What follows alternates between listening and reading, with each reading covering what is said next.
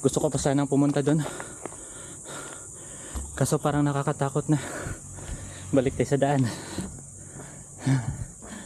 Actually meron din dito. Pero ano na dyan, lupa. So dito lang tayo na area kasi sementado. Kulang lang pala sa stretching yung paa natin. So nag-stretching ako kanina, nasa 5 km na. So stretch natin yung binti natin, yung dito na area sa paa natin. Tapos winiggle-wiggle natin. Yun nawala. Trinay kong mag-jogging, slow run. Okay siya, and hanggang ngayon okay din. Pero kumukulog na doon sa may General Santos City. So we don't know kung umuulan na ba doon. Pero dito wala namang bituin, baka makulimlim din dito na area. Hindi ko nakikita yung buwan dito.